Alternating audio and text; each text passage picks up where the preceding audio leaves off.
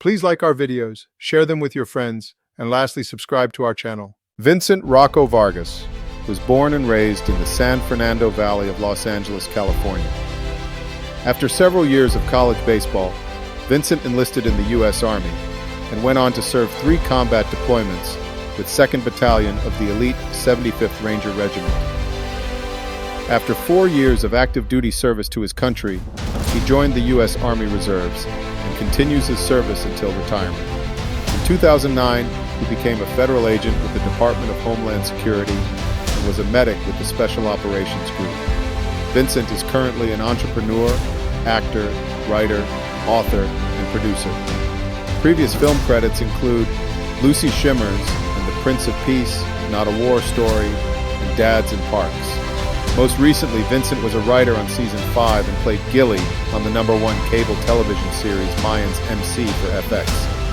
When time allows, he also is a motivational speaker that focuses on veteran advocacy, leadership, military transition, and motivating youth audiences. Vincent is married with 8 kids. All right. Welcome to Coffee Talk, Silencio Coffee. And today we've got Vincent Vargas. So very cool dude. I've been following for a minute. And he is pretty accomplished. And I can go through a whole bunch of things that he's done. And there's, some spaces that people can occupy, which is a military space, that veteran space. But he is also a writer. He's also an actor. He is also a veteran. So he's done a lot. Man, he was also a federal agent with Borstar. So, I mean, you pick it, he's done it. And it's very interesting to me. Vince, how are you today, man? Good, man. Thanks for having me. Sorry for the technical difficulties. Oh, it happens, man. Fred, hopefully you can hear me. Give me a thumbs up, Fred, if you can hear me. Yep, good to go. We got comms, right? Yep, got some comms. So, if I were to go down, I mean, we're talking about, the Mayans Motorcycle Club, the TV show on Netflix. We've got, you're a motivational speaker. So let's get into the thick of it, man.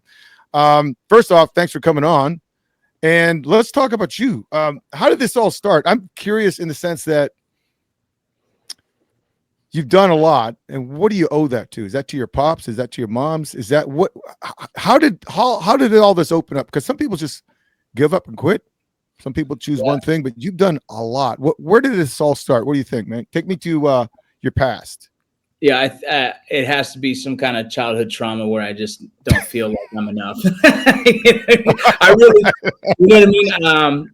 I don't know what it is. There's something definitely in me that I've obviously realized that I just want to continue to pursue things and challenge myself. And I get to that peak and I feel like, yeah, that wasn't it. What else is it? And I keep kind of doing this thing. And I think I'm 43 and I think I finally kind of figured out kind of what it is I love, but I'm still one of those guys that want to see if there's more. The writing seems to be the space where, a lot of the things tie in, where like writing a book, writing a script, writing a poem, writing a song, all those things, writing a speech, right? Like all those things align with writing. So I don't know what it is. I just continue to kind of push myself and see where I can go. And if there's something that seems interesting, I just want to see if I can do it. And, my wife is totally on board with that. So that's cool. As long as the bills are paid, she allows me to challenge myself even more. So we're good, but yeah. I can't tell you, man. I really think it's some kind of childhood thing that I'm chasing. And I'm still trying to figure that out. But that's, interesting in that there are a lot of guys who feel inadequate. I don't, but some guys do. And they feel, you see a lot of actors like that. You find a lot of writers, they just feel insecure and they have to create, they have to do more because they feel like something's broken them. And I don't think that's you. I think maybe the way you're seeing it is probably the way I see it, is that you feel that you have a lot to contribute. You want to be a producer versus a consumer, that you want to just do what's ever inside of you, and that's expression of whatever it is. It's writing, some type of creative process is to articulate what's inside your head. Maybe you can't put it to words in speaking, but you can do it in emoting, like acting or something. I mean, is that kind of the way you see it? Absolutely. I think that's pretty close to probably what it is. I guess I use a lot of my writing in the space of, veterans and first responders and healing. And so if I can find a way to tell a story that inspires and motivates others, then I want to, and I just enjoy that pursuit of trying to put words together that inspire others. And so that's genuinely what I'm trying to do. it's just kind of taking me different directions. Like right now I work for the Border Patrol doing that same thing, creating, the strategic planning and the strategic communications for the Border Patrol, right? The front facing image of the Border Patrol essentially is what I work on with the team. And so it's nothing more than trying to put words together in a way that hopefully inspire, motivate others to join the Border Patrol. So it's like, it's the same thing, same as in Hollywood, same as in books. And so same as in podcasting, I guess, if you will. So yeah, I think that's pretty accurate to why I do what I do. But also, I watched the John Berthal podcast. That was funny as ever. That was really good. And then I saw the Jocko one today, and that was funny too. He was cracking some serious jokes on you. But you were talking about being dyslexic, and I thought it was interesting. But you're able to articulate your thoughts. And, let's go back into high school. And I want to kind of posit where you're at now. So you went to high school and you grew as a person. Are you very much the same person, your core values, core beliefs, or have you grown? So, what was high school like? And take me back to that, and then how you got into the Army, and then how you got into acting. And I want to kind of piece it all together. I grew up in the San Fernando Valley at a time where gangs was very heavy, very prevalent. My dad's era of the gang world was very different, where they fought with kind of like chains and bats and stuff, whatever. My brother's era is where they started to go from graffiti to gangs to violent shootouts and killings, right? And not so much my brother, but the group of that kind of generation going into my generation of friends is at one point there's kind of this decision where you either do sports as your kind of your I guess the way to vent and get energy out, or you join a street gang. And I was very fortunate enough to just jump into sports at a very young age and kind of stay that direction due to my dad's push and my brother's push. And so I knew baseball was something I wanted to try and pursue and take it pretty far. But my education was always a challenge. I went to summer school since I was in 7th grade. I posted one of my grades the other day. It was like 4 fails. And I even got a B in, got a B in PE, but I got an A in media. You know what I mean? Like, yeah, it's funny. It's very common I went to summer school my whole life because I was battling the challenge of being very insecure about my reading because I knew I couldn't read. I graduated high school at I think it was a 5th grade, 4th grade reading level when we did those tests. I hid it from everyone. I was like, oh shit, I don't need anyone to know that. But that was my challenge. Is my parents both worked. We didn't really focus on what schooling was. It was kind of like we come home. I was, I did my part in the family of 4, and then I went to baseball practice. And as long as I stayed out of trouble, there wasn't a lot of questioning how I did in school. It was like, if you failed, you're going to summer school. And so I went to school year round since I was in 7th grade, just trying to keep up, trying to make sure that I graduated high school. I found out I was graduating high school the day of. I was in the dean's office. They handed me my cap and gown, and I ran in line with everyone else. And so, education, more reading has always been a challenge. And at that time, I didn't understand what dyslexia was. I didn't know. I thought I was a dumb fucking person, right? I just thought I was stupid. And I was like, oh, fuck, well, we're going to have to figure this out with a good smile and a good swing. Hopefully that takes me far in life. I went to junior college, same. College was a little easier because you can kind of, it was a different dynamic. You just focus on the simple tasks. I showed up every day and I just tried to, get the assignments that I could figure out. But eventually, I was always struggling, having to go to summer school in junior college as well, playing baseball. I got kicked out of one college, which you saw on the John Berthal podcast, I'm sure, for just a stupid incident. But I ended up going to Glendale Community College to play baseball, and they had theater classes. My coach told him, I said, look, I'm terrible at school. He was like, theater classes might be a good one for you. It's pretty easy. And I was like, okay, cool. So I did speech classes and theater classes left and right. And those gave me enough to stay eligible to continue to pursue this dream. We were chasing the dream of playing professional ball. But eventually I went up north to Chico State to play for a summer, got a full ride to an NAIA college up in Kentucky called Brescia University. And that's kind of where it all came to a close. When you go to college with, your teachers are priests and nuns, they're not very forgiving on how good you are on a baseball field. They just don't give a shit, quite frankly. Yeah. And it caught up to me. I failed one of my classes that I probably should have dropped. I know I should have. I just didn't show up for it because I was hungover from the night before and missed my drop date. So that put me below a 2.0, lost a full ride scholarship. And there you go. You have me making a decision. I have a daughter on the way. I'm trying out for independent pro teams. I keep getting cut. I had got offered a professional contract to go play in Rockford, I think it was, or Richmond, Germany, but I couldn't take my daughter. So here I am. Baseball dream is fading. My daughter was born. I can't even afford formula or diapers. I have to call my mom to help me support that. And I'm watching the war on TV and I'm seeing it. And I knew once 9/11 happened, I was like, man, I want to really check this out. But right now is not the time because I had baseball still in my mind. Baseball was removed from that equation. Watching the war on TV, I said, you know what? Fuck it. Let's just go to the military. I went to the recruiting office and I asked them what was the most challenging thing they had. Knowing that I was a pretty good athlete, I was interested already at some kind of special operations, which I didn't know much at the time. I just knew there was Navy SEALs, and special forces. The Navy SEALs couldn't get me a contract because they said they didn't have any. So I said, all right, who's next? Went to the Marines.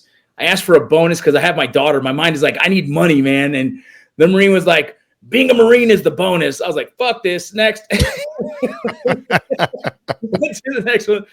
I was trying to get a ride home, and the Army recruiter actually said, hey, man, you need a ride? I was like, yeah. And so on the ride home, he talked about Special Forces and Rangers.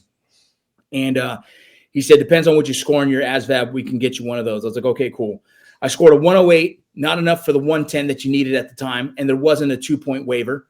So Army Rangers, there it is. So at the time, it was an RGR contract, which is now an option 40, and which meant, you go straight to the Ranger pipeline and try and get through RIP at the time, Ranger Indoctrinal Program, which is now Ranger Assessment Selection Program. And so I had that contract, had no idea what I was getting into. I watched Black Hawk Down and I was like, fuck yes, this sounds cool.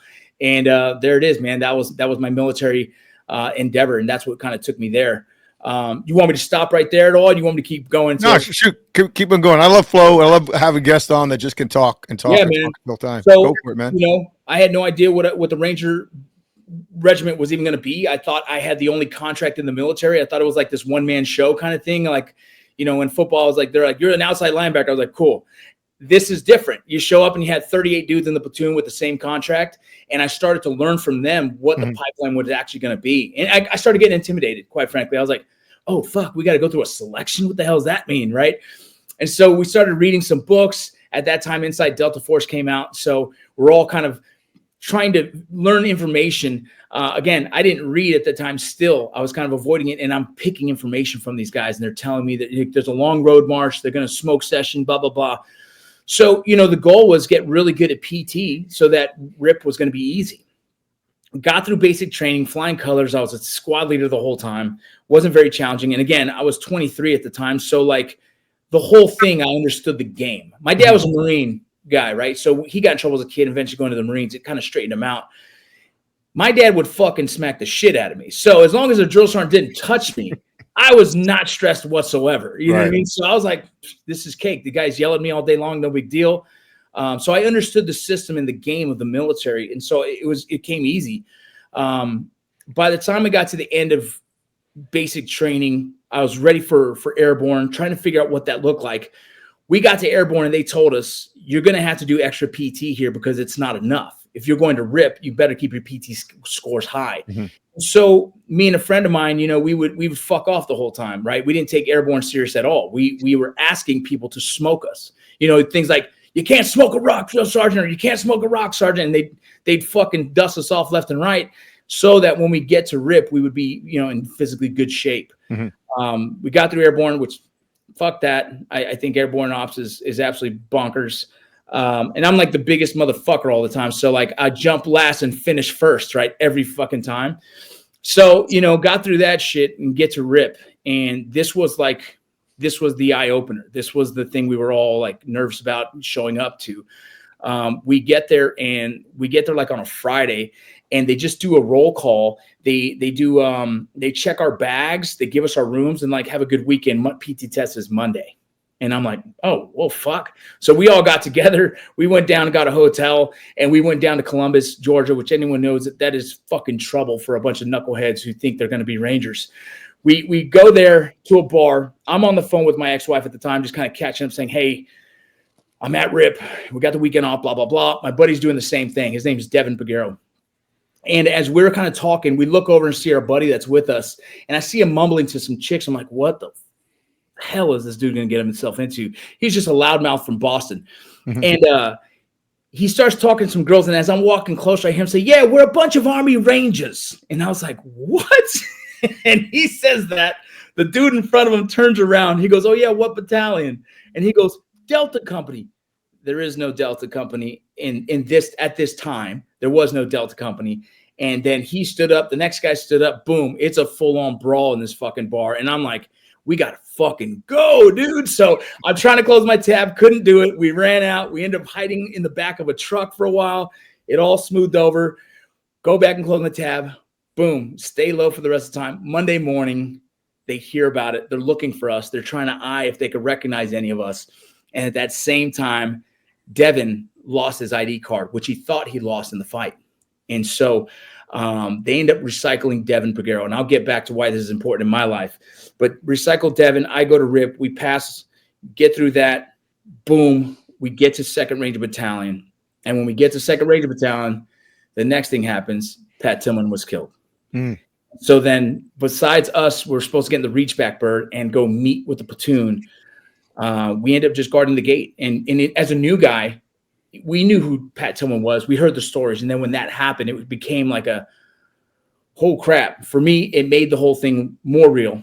But two, it just kind of like was an eye opener, right? It was just very like, holy crap, this is like, we're at war, and, it didn't take long. I think it was about 5 weeks after that incident, they came back, we rehashed, we did a very short train up and boom, right back to Afghanistan because they were on what Ranger Battalion calls it a surge.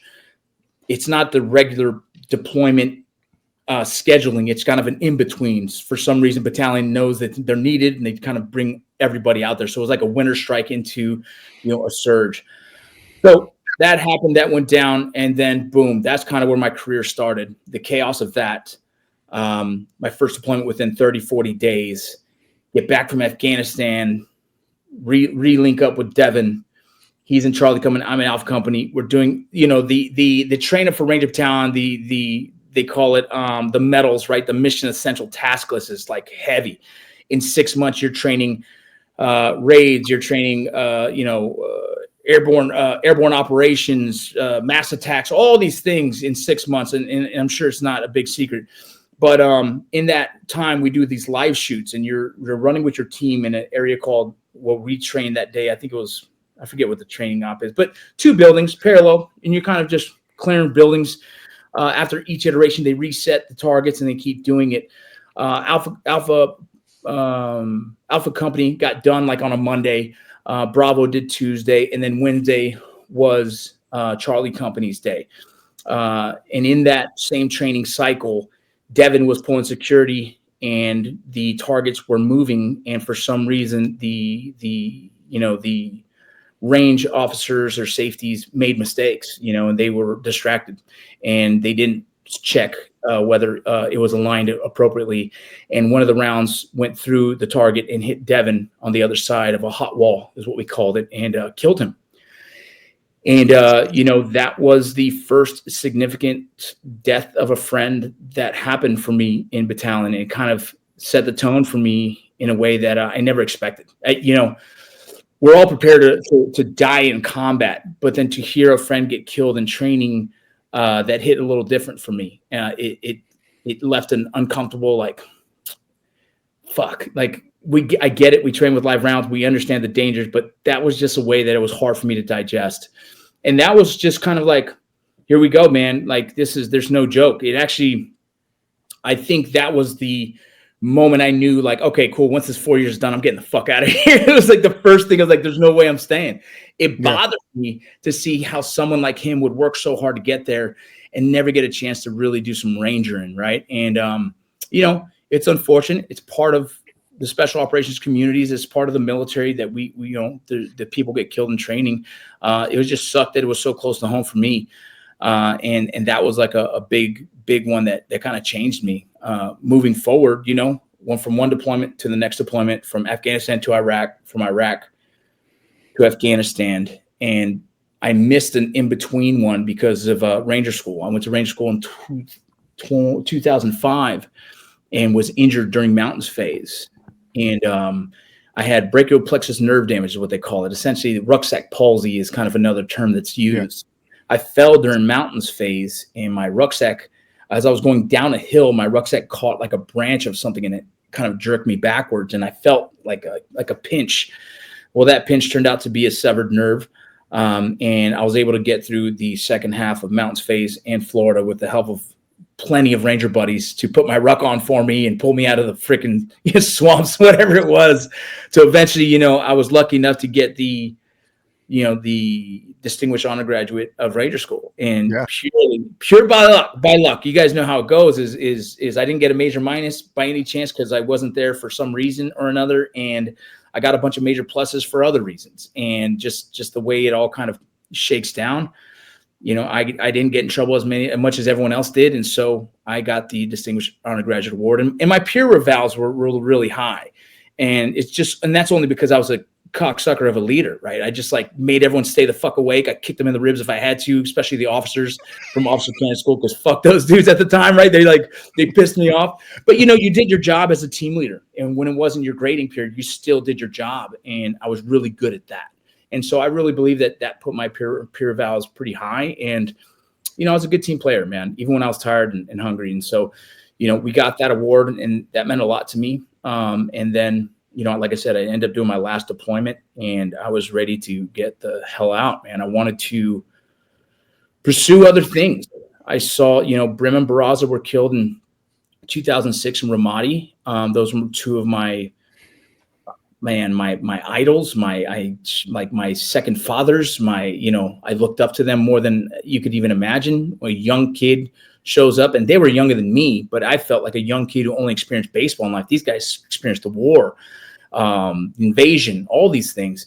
And to see such great men get taken out in combat, it put things in perspective as in how vulnerable I am and how much I'm not as good as they are as Rangers. And it made me feel weak. It made me feel like I wasn't good enough. And those two dudes were both getting out after that deployment, and to know that they didn't get the chance to, it just further fueled me to get out and try and pursue other things.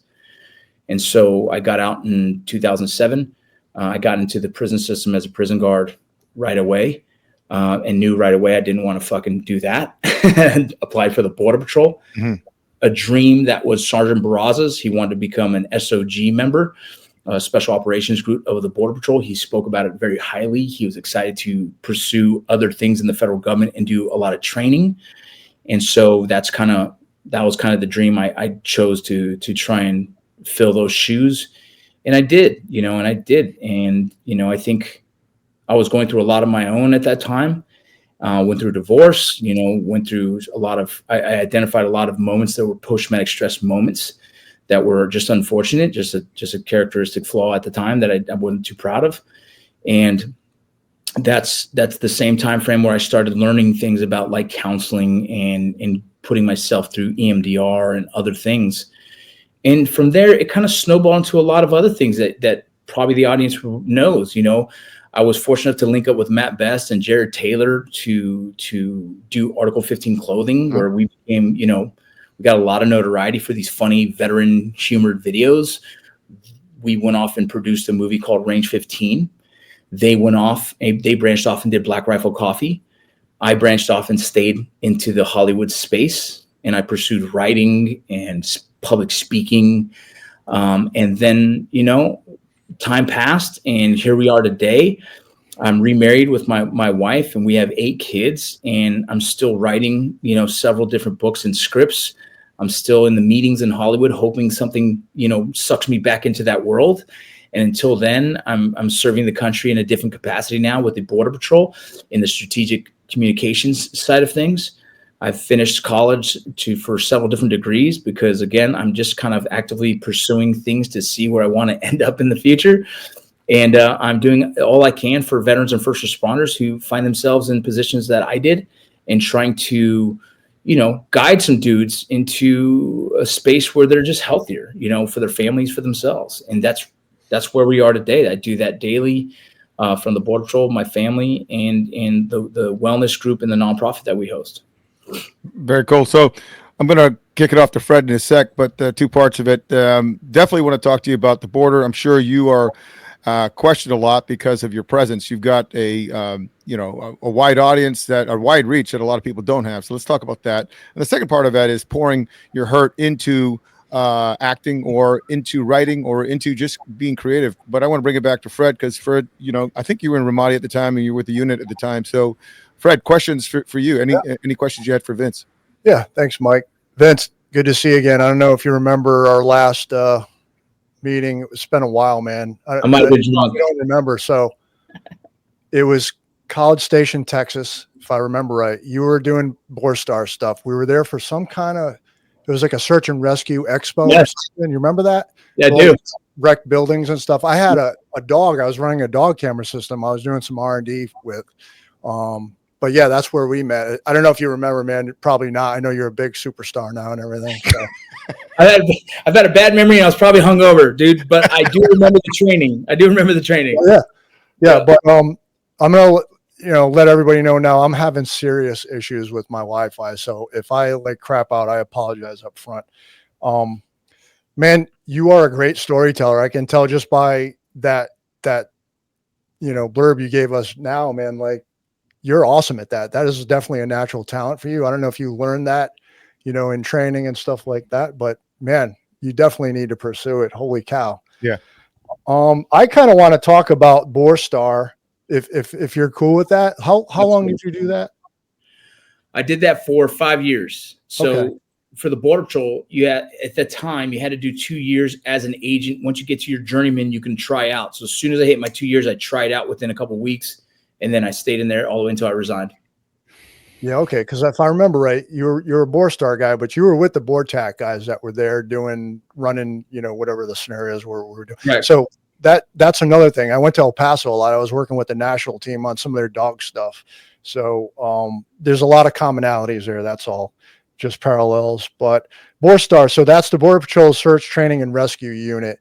So they differentiate. They do a lot of search and rescue for Border Patrol. So you guys go down there on the border and you look for potential lost people out there, right, that are crossing over or whatever. Is that the main focus of Borstar? Can you talk a little bit about it? Yeah, Borstar was originally started because agents themselves would be so far from definitive care that they create a unit that could protect the agents or help the agents when in need, or also any kind of migrants that find themselves out there lost or dehydrated. So Borstar they wear a ton of hats, man. So if you think of what the pararescue teams do for the military, Border Patrol's Borstar team is almost exactly the same. So we're shooters first because we're all federal agents. We try and be very proficient with the long rifle as well, right? For AR-15, for any capability, we just want to be ready for that as federal agents. On top of that, medical, we have 3 different levels of medical. We have your EMTs. Everyone's an EMT at some point, but we also, since we're so far from definitive care, it's EMTI. So we do intubations, airways, whatever we need to in that capacity. Then you have your paramedics, and then we also have austere medics. Those are just in the middle of nowhere for long periods of time, can still, keep a patient alive. And so we have that level of medical proficiency. On top of that, we do a lot of Hearst Master. We do a lot of scuba. So wherever it comes to need us, we can show up and be prepared for. We do link up with BORTAC at times. That's what I did. I was a TAC med specialist. So I taught tactical medicine. I also was the medic for the BORTAC team. Not very many teams had that at the time. I was the one guy. There was a few of us that were trusted to be integrated with the BORTAC team and still kind of clear rooms and work with them as a cohesive unit. But that's what we do. We can do a big list of things we can do in the space that are less than tactical, because if it does have a tactical need, we would just have BORTAC do it. Gotcha. Very cool, man. Very interesting. And then, so now you're doing, I guess, essentially you're the marketing guy for Border Patrol, right? Yeah.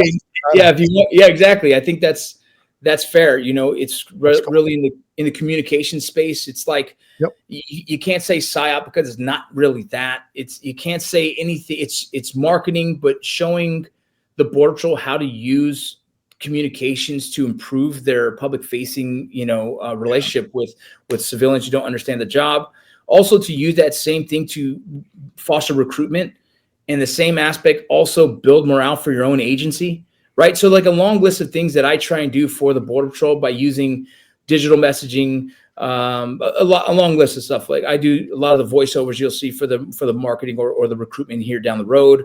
I'm also producing a TV concept, or it's like a YouTube series called Edge of a Nation, and that's to show the communities what the job is, besides of what the narrative might be that the media wants to spin. I'm going to show you face to face what it actually is. So a lot of different products that I've created for the Border Patrol to hopefully help, explain some of the things that the misconceptions and the misinformation that's out there. Yep. Yeah. And I know on your podcast that you've been doing, you cover a lot of stuff about the border, which is super interesting, right? That's a very hot topic nowadays. Yeah.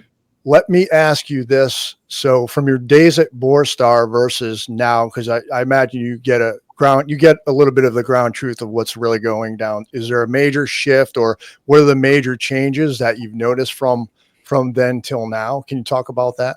Yeah. There's not a big major shift from when I was working, because when I was working, we were, Obama was very strict on immigration. So there wasn't an issue. We stopped everybody. People went to prison for it. There was no issues. Mm-hmm. The media, what I focus on now is what is different. The way the media spins it, the way the media talks about it. They didn't demonize the Border Patrol back then. They actually praised them, or they just didn't talk about it. And so if you don't talk about it, society can't question it. So now, fast forward, you go to Trump, his first cycle of presidency, they just demonized the career field of the Border Patrol. They used us as the scapegoat. And the Border Patrol themselves and Department of Homeland Security chose to just stay quiet. Like, let's just not counter it. Just ignore it. It'll blow over. Well, it didn't blow over for the agency. It didn't blow over for the agents. It was the hardest time for them as career personnel. There was more suicides in the Border Patrol than there ever was across the board of law enforcement per capita. There was more suicides in Border Patrol. And so that's what hit them. That's what brought me back to start working with them. I started helping with some of the resiliency messaging. Boom, fast forward, then you got the Biden administration, which we all saw it was a very different kind of border, right? It was almost an open border, almost whether by neglect or by, I have no idea how to say that, right? It just felt like it was on purpose of this very loose representation of our immigration laws. What you see now is nothing more than just putting a foot down and saying, nope, we're going to prosecute everyone that crosses. We're going to uphold the laws of what it is to enter this country illegally and what that means when it's USC, 1325, entering the country outside of a port of entry illegally. And you were going to hold them accountable. And so that's what's happening. We're back to holding people accountable for their actions. Right. And I think that's very important for protecting this nation, this Homeland Security effort. And so what's happening now is what should have been happening this whole time. The problem is, again, the media knows how to spin things and make the Border Patrol look bad, make the administration look bad, make it look like it's unfair. A lot of the stuff with ICE, it's getting spun out of control. Again, I'm hoping to make efforts in fixing the ICE's representation as well. That's something that I'm actively pursuing, trying to get those meetings saying, allow me to help there too as well, because I'm pretty frustrated with what's happening. The media spinning it to say like, oh, this guy's been in America for 20 something years. I'm like, why didn't he go through the process like everyone else and start working towards becoming a legal citizen, right? There's a process that people aren't using, and you can't make an excuse like 20 something years I didn't have to. Well, now you do, right? Now people are being held accountable, and it's unfortunate if it caught you off guard while you're pursuing a degree or whatever the case it is. The truth of the matter is, if you've broken the law, you know what I mean, and you didn't go out of your way to pursue and fix your own mistake, well, it might catch up to you, and that's just the reality of it. And so I just don't like the way that, the media is spinning things to be very negative. It's just part of what we have in America right now with this media left and right arguing and counter misinformation. And so I'm hoping that we can continue to do some, counter misinformation campaigns and fix what's happening and show the nation just the truth of the career fields. Like, I just want to show the truth. If people were more educated, they would understand nothing far out is happening. There will be mistakes in just this big process, but there's also how many people that are in prison currently right now that probably didn't create those crimes as well. Like, we forget there's bigger pictures here, that there is mistakes that happen in law enforcement, and those are unfortunate, and we try not to do those. And I can't tell you that's happened now, but just the reality of it, there's going to be some holes in this whole process, and we're just going to have to actively pursue fixing that, making it right. Very interesting. So when you left Borstar, what was that transition? So from going to that side of the world, that career, to getting more into like the writing and like the movie stuff, like how did that work for you? I walked away once I knew we were going to produce that Range 15 movie. And then I just told myself, like, I got to go all in, knowing that I was going all into an environment like Los Angeles, who is usually very left leaning in ideologies. Personally, I don't care. I can have a conversation with anyone in the room, and I can find something to relate to them. And I don't have, I don't really care what anyone really believes. But it was challenging because people did care what I did. People did care that I was a border patrol agent. People did care that I served in the military. I had a lot of comments like, "Why'd you even serve?" and things like that, where you're like, okay. It's challenging not to just want to stomp someone's fucking face out. But at the same time, like, this is a game I have to play. You can't rise up the chain of command by just burning every bridge you see, And so I did my best to just be a good person.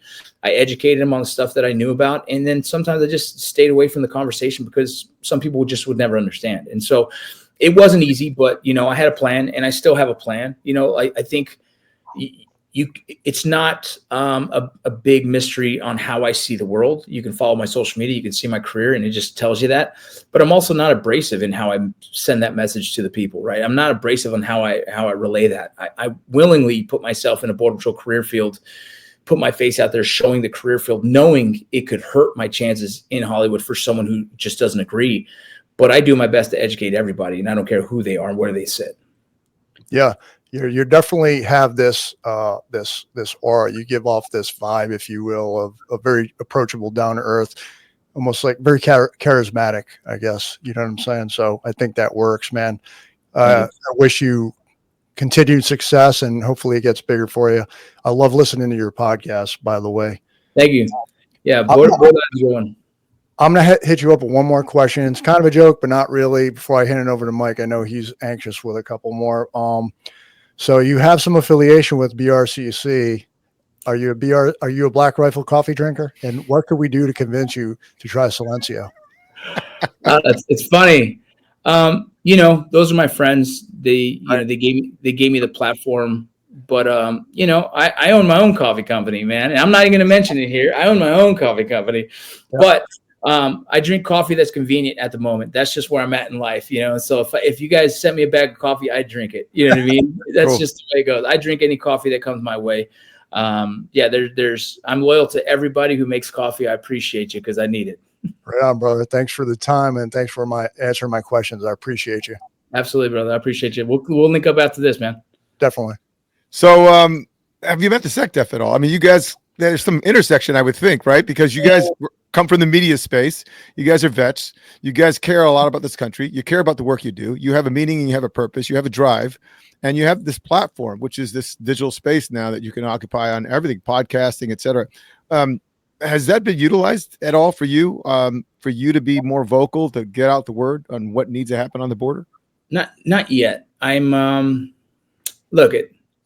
I'm a phone call away, and I just haven't used it yet, right? But the frustration is definitely building.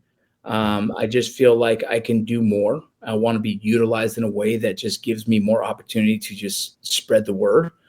I'm a federal employee. I have to do this in a way that's appropriate, in the right way, and so I'm still going about it those ways. But I'm not far from connection from him. I've already had someone tell me like, "Hey, if you want to get a hold of him, let me know." And so it's there. It's in my back pocket. I'm just going to continue to try and create products that get attention, and maybe he'll call me directly. We'll see. Yeah, very cool. Well, let's get into the acting part, man. Very interesting to me. I want to talk about really it's fascinating to me, which is acting. And this is not a knock on people who are like Dave Bautista, very liberal, using movie props. But then you have these veterans now who are getting into the acting space, which I find very, very fascinating. Real world combat, real action, doing stuff. And then how do you infuse that acting with your life story, your experience? So let's talk about it. How did you get into the Mayans MC? I mean, how did that work out for you? Right. I want to talk. Yeah. Go ahead. So I want to talk about acting, and then also just your perspective working with people who really are not conservatives or don't agree. And I know you can get along with everyone. I feel that you can get along with anybody you meet.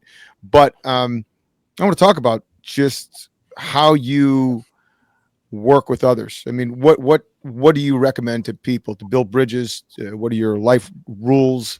Those things are pointers as a mentor and that kind of thing, because I also know you're a motivational speaker, but yeah, I made it pretty complex. But let's get into the acting part. How did you get started out with that?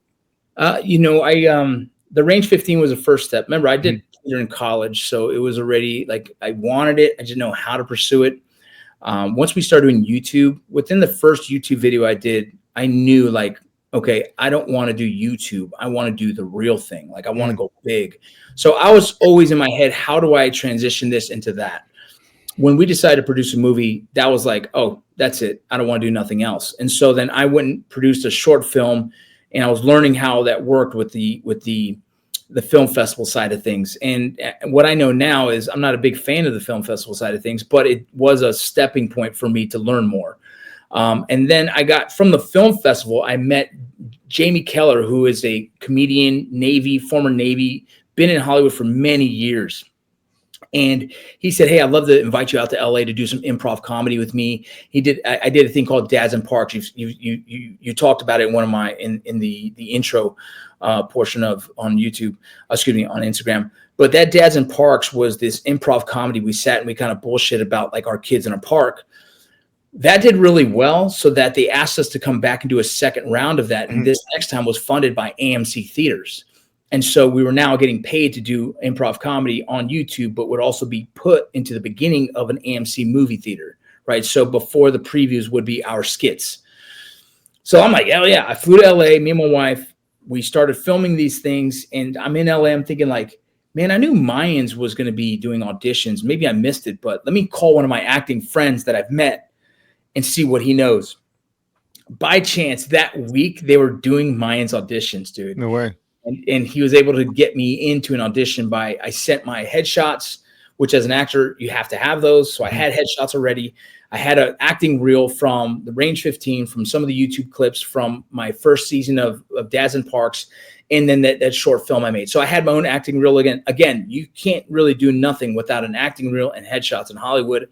I had them ready, shot those forward, threw my bio together, boom. And they were like, he looks great. Can he act? Here's the reel. Can he come in tomorrow for an audition? And so I was like, oh, fuck. Here we go, dude. Yeah, man. So, the reading thing is always an insecurity for me. So I was a little nervous about that. Memorizing lines, I had no idea. If I was doing improv comedy, that's easy. The stuff I did for Range 15, very easy stuff.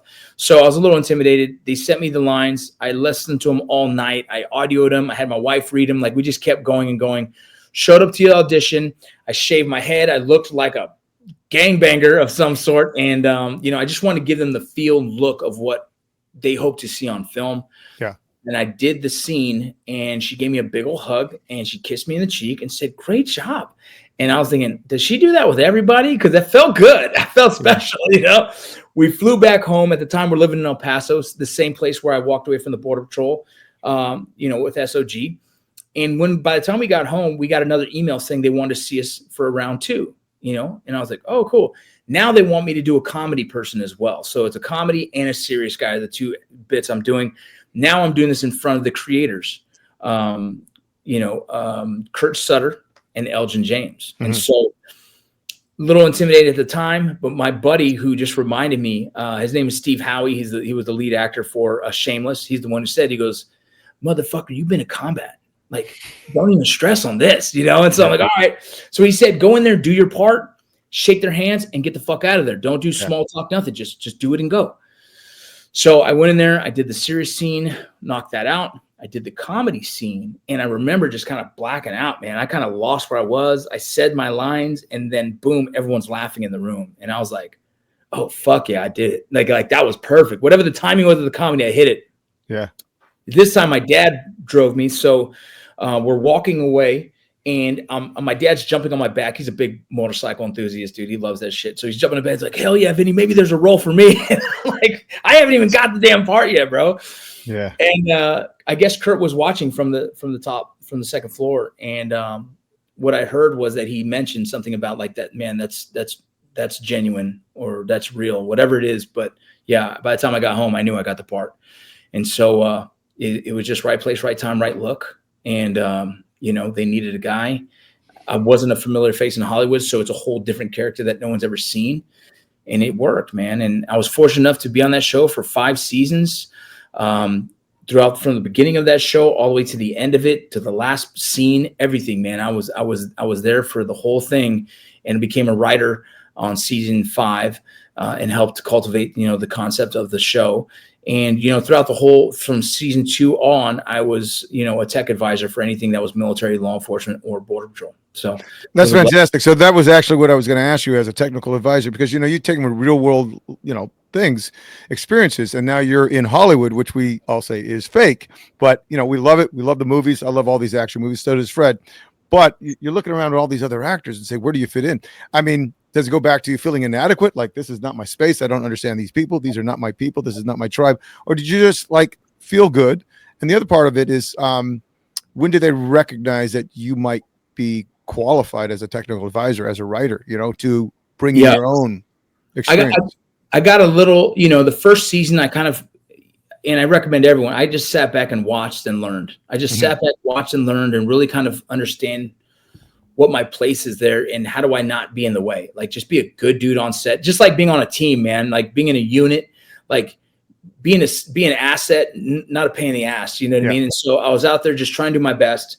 I noticed they had some technical shooting stuff where guys looked kind of weird. They were military personnel, their character, but they carried the rifle like they've never carried one before. And I mentioned hey, I do have a background in this, so I would love to just show them real quick. And they were like, yeah, go ahead. And as I started doing that onesie twosies, one of the writers said, hey, on this one, we're going to go. And I said, is my character prior military? So does that mean I carry it like I know how? They're like, oh yeah, your character's prior military. I've never heard that before. It was the first time they gave me information that I was like, oh, perfect. So carry this shit like a dog, right? Like a motherfucker, right? So I'm like, okay, cool. And after that, it became, hey, this scene, we're going to kind of tactically move in. Vince, can you kind of show us what's the right way? And I'm like, yeah. And it kind of kept becoming a thing. And then by season 2, hey, we want to give you credit as a tech advisor. I'm like, cool.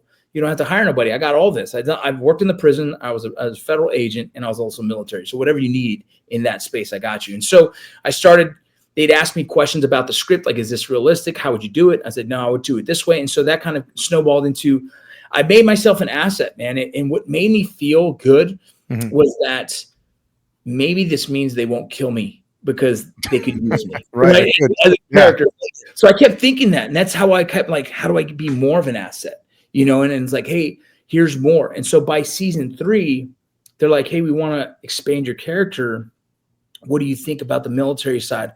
I'm like, well, let me send you some of the stuff I've written in the past. And that was where they kind of came up with the concept of Gilly, because I was showing them some of my writing about post-traumatic stress, some of my stuff that I struggled with from combat. And so the character got developed through them reading some of my former writing and trying to understand, hey, maybe we can do this. And they asked, is it okay if we use your character struggling with post-traumatic stress? I said, absolutely, let's do it. And so that kind of, again, I try to make myself an asset so they couldn't find a reason to kill me, and hopefully expand my character. And slowly it worked. Very cool. Well, I'm going to kick it over to Fred, but I have one more question for you. One of the most liked characters for me is John Perthol. I mean, Walking Dead, you look at The Accountant, you look at even his podcast. He's a very likable guy, very cool, The Punisher. Who do you connect with in the Hollywood space? Are there people that are more like you, or do you try to connect with anybody who doesn't really think like you? I mean, I know you can talk to anybody, but for me, I'd be a little more insular. But what is your tribe look like in Hollywood? Yeah, you never know how someone is until you spend some time with them. And John is the realest dude I've ever met. John Berthold, hands down. I think any of us would love to. I don't even drink beer anymore, but I would sit there and drink a non-alcoholic with that dude, right? That dude right there is one of the realest guys you'll meet, and he's not pulling any punches. And so he's some of the people that I just love. He's great. I spent a lot of time with the Mayans, and a lot of those guys in the Mayans spent a lot of time in prison, which normally would probably be the opposite of who I hang out with. I'd probably be chasing these dudes in the real life, But I became really good friends with several guys who were incarcerated for a lot of their life, because there's a very strong parallel between how you transition out of prison and how you transition out of the military. And the camaraderie, the bond, the things that in the gang community is very similar to like a team guy. And so, several of the guys from the Mayans are still really good friends of mine, man, especially, the guy who played Creeper, his name's Joe Lucero. That's one of my closest friends, man. I can call him anytime in San Diego. He comes and sees the family, and I could try and see him. And so, you just never know who it is. Gino Vento is another one. He played Nestor on the show, man. We don't have anything similar in real lives. Our political views are completely opposite, but man, we can have dinner and it's just the greatest conversation. And I love that, because I wish more people can do that. But those are very special people in my life. Emilio Rivera, he plays Alvarez, the biggest name you're going to see in Mayans, the face of Mayans, the Godfather. He's like a second dad to me now, man. I can call him. He's like, Mijo, come to the house, have dinner. And he's one of the greatest men in my life right now. I can call him anytime, and he's there. And so, I'm very blessed to be able to find guys who are outside of my norm of military veteran law enforcement and still be able to connect in a very human level. And I think that's partly why acting is so special to me in a therapeutic response way, is that when you're able to play these characters, it allows you to use the spectrum of emotions that the military, we were told not to, right? You toughen up, you can't be a bitch, all these things. Well, I'm allowed to cry in Hollywood, and it's good. It means I'm a professional. You know what I mean? It means I'm good at my job. And, in the era that I grew up in the military and law enforcement, it wasn't okay to show emotions. And so it's a really beautiful transition to try and become human again, if you will, and have all these emotions and be allowed to have those. Yeah, great stuff, man. Yeah, Southern California is a weird place, man, and it's up. And the environment which is the gang environment, or just living down there. You got guys like girls like Shy Girl, and Creeper and Dancer, and all these names. And now it's a reality. You're hanging out with these dudes, so very different. I'm from Cali, so I know. I grew up in Eastside San Jose, but I'm going to definitely have a question for you on motivational speaking and about using your prior experience with this. I'm going to kick it over to Fred. Fred, you got anything? I don't have a lot more. I just kind of was curious, Vince, what's on the near term? What's on your horizon? What are you working on? Projects? Do you want to talk about? If not, yeah.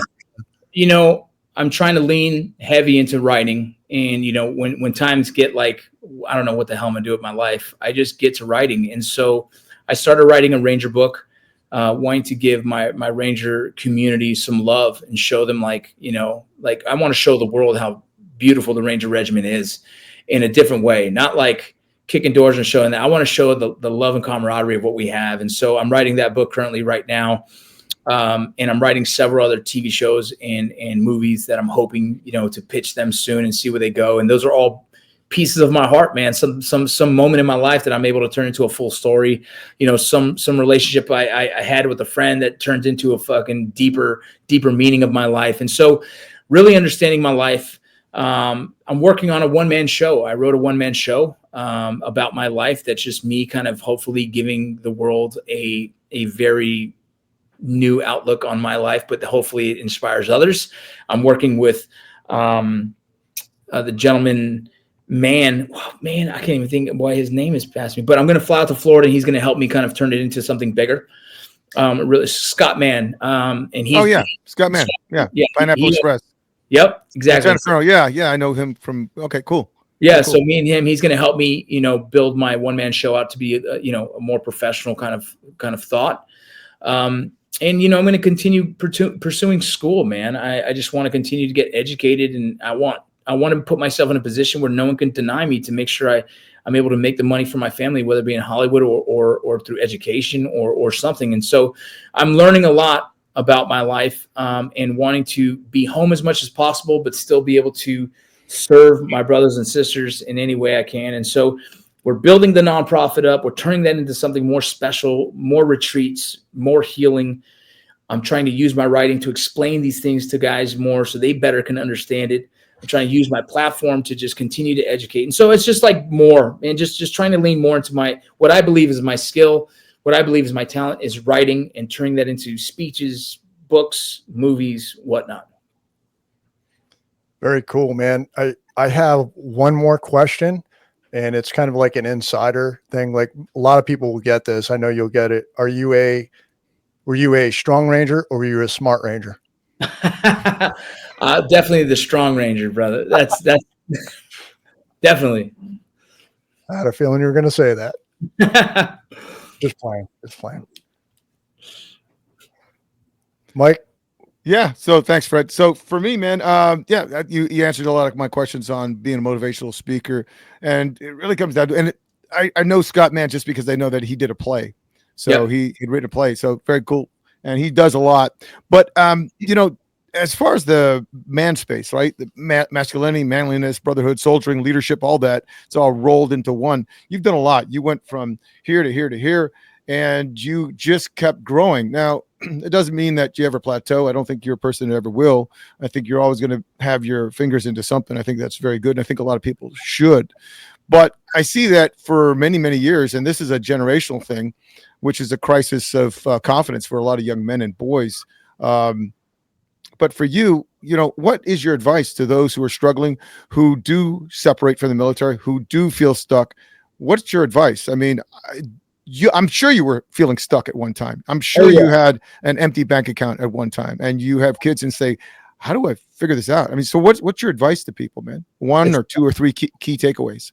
Man, there's a ton, which is funny. I think staying busy is important. And I'm going to read this. I just said this to another veteran who was like, man, I can't seem to figure it out. How do I find my purpose? So here's a list for people. Here are my jobs I've had in my life.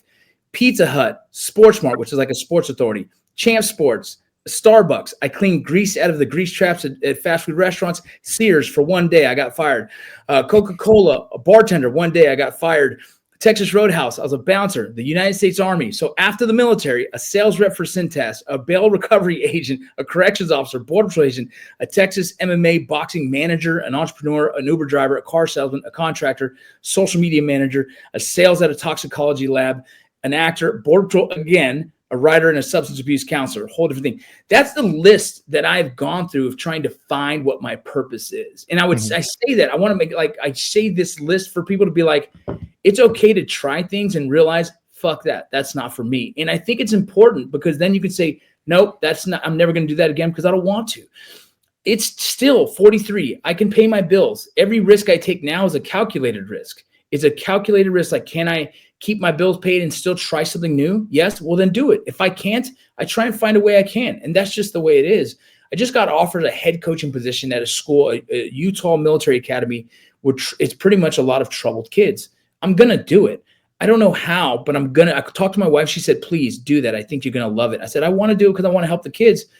I'll find a way around my schedule to make sure I can help do that. And so it's just something that I continue to pursue things. And I think this is what I would say to others is pursue things, get to know yourself, understand what makes you tick, what motivates you to put your shoes on in the morning and go out and kick ass, right? And so if you don't do that, you sit in this space of fear of like, I don't know if I should do that. I don't know if I'd rather live in the space of try it and fail and be like, okay, that's not for me. What's next? And so in my life, you guys see the highlights on social media. You have not seen all the failure, all the, I've landed 3 auditions in my career. That's it. 3. The rest are fails. Over thousands of failures of auditions. You guys only know Mayans and maybe Lucy Shimmers and the Prince of Peace. Point is, you guys never see the failures. There's tons of failures in my life. I'm super okay with that. I'm confident in my failures. Like, I just learned something. How do I get better? How do I improve? And so more of you veterans out there have to take a chance in risking things, calculated risks, take chances, try things, learn real fast if you don't like them, and then try something different. And that's okay. It's nothing wrong with that. The other thing is, I think what we do too often when getting out of the military is think that only the military community can understand us. And that really alienates yourself from the rest of the world. We are a very small percent. And when you do that, you really put yourself in a position where like you can't find anyone to communicate with. I would tell you, find friends outside of your circle. Find friends who are interested in hearing your story, spending time with you, cultivating a world that you enjoy together, because those individuals care so deeply that we're the ones who served. There's so much gratitude for us of the guys who didn't serve, because they're like, man, I wanted to, but I couldn't for whatever reasons. That's the community I believe will help heal our veteran community more, because they're so outside of the box that they can sit there in a place of like empathy and respect and appreciation. And that is a healthy space to be in, not our own community, who we sometimes surround ourselves with people who are feeling down, and it becomes this downward spiral of a circle that is not improving their situation. That is not, they're just sitting there kind of the echo chamber of sadness. And I don't want guys to be in that space. I want them to be in an echo chamber of people who are pushing to be better, improvement, success. Like that mindset is where you want to live in. Great answer, man. You know, a lot of people, if I ask them, they're going to say the highlight of their life is their wife or the kids. For you, you've had a stellar career as far as I can see. I'm sure you had lots of failures, as you said, and I've had some, and I think that's the same with Fred, is that you're just going to have lots of failures, but you just drive on and look past. And for you, I mean, what is the highlight of your career, or highlight of your life? Was it, for some people, it was graduation from high school, and that's kind of sad, right? For other people, it's graduating from the teams, which is cool. But the highlight, is there a highlight for you? Is there a highlight reel that you can play? Or you know, being able to hold this family together is a highlight, right? Yeah. Hold this family together I've been with my wife for almost 9 years now, and we're a beautiful blended family. And being able to keep most of my kids loving me, the others might it's a hard thing, but. You know, I'll tell you this, in the 6 years of filming Mayans, I flew home or drove home every weekend. And that was intentional, that me and my wife decided, if we're going to do this, I'm going to do it with still being in my kids' lives. So I showed up to as many wrestling tournaments and baseball games and soccer games I possibly could have, because I made a conscious effort to either drive 9 hours or spend the money and fly 2 hours to my kids every weekend for 6 years. I'm proud of that. But I had to make that decision, because before that, in another marriage, I would have chose the war over my family. I would have chose the mission over my family. And so I've made a huge turn in my life to choose family over work more often. And my wife is a very, very good at keeping tabs on me. And so if I'm proud of anything, is, you know, trying to keep my family, you know, together and happy as much as possible. I genuinely try to accomplish more in my life only because I know it inspires my kids. I know my wife is proud of that, but like everything I do, and my motivation is really just to hopefully show them that they can accomplish anything they put their mind to. And, you know, the tertiary effects of that is what everyone else sees on my social media, and hopefully it inspires them as well. Yeah, very cool, man. I love what you said. You know, for me, I did leave the military for my family. And even though I knew it was the right thing, emotionally, it took me a while to catch up to say, I know this is the right thing. I feel this is the right thing, because there is that kind of hurt, that little regret. You know, you're leaving something that's very familiar to go into something that's unfamiliar. But then again, look at now, you know, friends with Fred, we've done a lot. Just met you, and maybe we'll get to do some things together. Fred, any questions for you, man? What you want to ask? Vince, thanks for sharing your story. You have a great story, my friend. And I wish you all the great success in the future and the things to come, man. Thanks for taking the time to talk to us and our audience. Appreciate it. Absolutely. Thank you so much, guys. Thank you, Mike. Thank you, Fred. Seriously. Absolutely, man. Again, Fred said it. You are a very articulate guy. You've done a lot. Loved your questions. I think you're a very authentic person. And Fred had said that before. I said, do you know Vincent? He says, I worked with him before. And I think he's just a chill dude. Very cool guy, and I would agree now that we've had a chance to talk. So, yeah, for sure. Don't go anywhere. In that book, too, by the way. One more time. Looking forward to reading that book. Oh man, it's I slowed down because it's getting heavy, but I love it, man. I'm excited to do that. Very cool. Awesome. All right, so don't go anywhere. We'll chit chat offline, guys. Thanks for watching. Thanks for listening to Coffee Talk. We'll talk to you later. Take care.